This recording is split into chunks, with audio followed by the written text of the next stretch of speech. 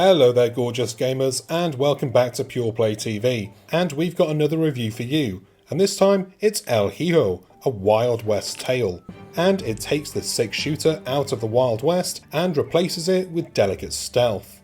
Is it worth playing though? Is this one that you should sneak into your library, or should you be sneaking past it to go and play something else? Let's find out. El Hijo is a charming, non-violent stealth game set in the Old West. If you love the idea of playing an entire video game, one based on revenge no less, without shooting, punching, kicking, jumping on, or hurting any NPC in any way, then this is probably the game for you.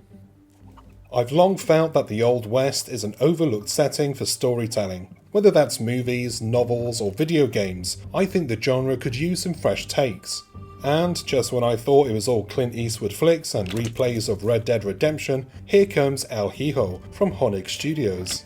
El Hijo, which translates to the son or the child, depending on who you ask, is a non-violent stealth game that sees our little hero avoiding monks and bandits in a gorgeous Old West setting.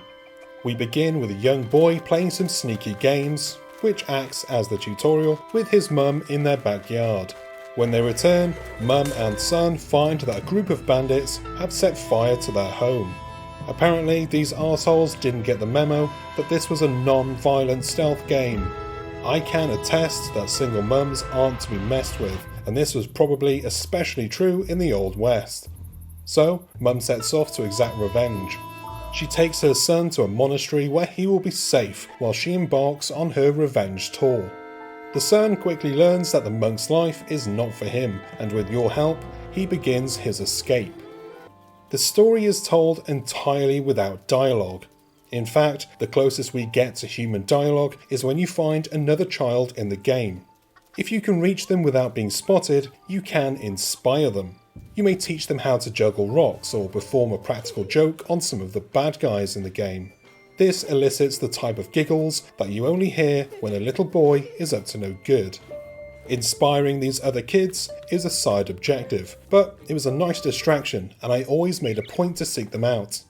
My search for these poor kids wasn't entirely driven by my altruistic nature, mind you. Sometimes the kid would give me something that I could use to distract some of the bad guys, and that always comes in handy. Speaking of distractions, eventually you'll gain the ability to throw rocks before earning your trusty slingshot. You'll find more toys, aka master tools of evasion, along your journey, including some wind-up soldiers that pretty much do the same thing as the rocks and the slingshot. The stealth here isn't groundbreaking, but it works well and it kept me entertained throughout the entire 15 levels. The controls felt a little bit floaty, which is too bad because this was the game's only real source of frustration. For instance, when you're facing an object that you can interact with, such as a row of barrels that you can crouch behind, or a basket that you can hide in, you need to wait for the prompt to come on screen before you can do it. Inevitably, I found myself pushing the button too soon, causing me to begin hammering on the button in panic when my character didn't immediately respond. This usually resulted in the little guy climbing in the pot, then climbing right back out because I hit the button too many times. Waiting for on-screen prompts to perform stealthy maneuvers removed all of the fluidity.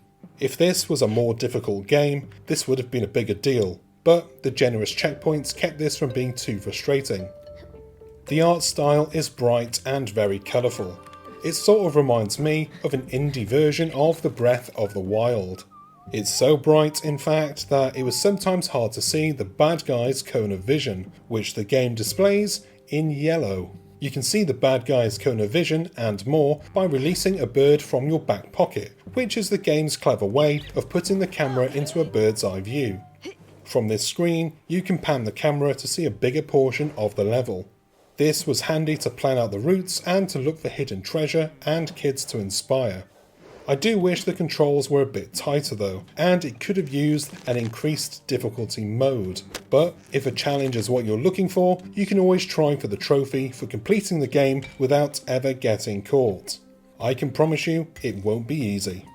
As I mentioned, the checkpoints are many, so it's never too hard to make progress. But Some of the levels are very long, and you will lose any progress if you don't complete the level in one sitting. This isn't really a problem if you're playing on Xbox Series XS with that quick resume feature, but if you're on PS5 or PS4, you might wish for shorter levels in exchange for a checkpoint or two. In the end, I had a really good time sneaking around this colourful world.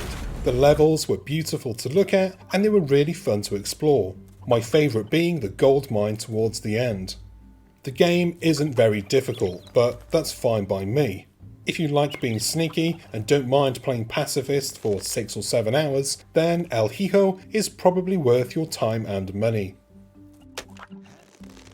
And that is the end of this video. I hope you enjoyed it and found it useful. If you did, go on down below, hit the like and subscribe buttons, and give the bell icon a nudge so that you get notified whenever we've got new stuff. Go on into the info box and you'll find links to our social medias, websites, and our supporters page where you can support the team if you can. I've been Chris. I still wish that I could be a cowboy. And I'll see you on the next one. Until then, bye bye.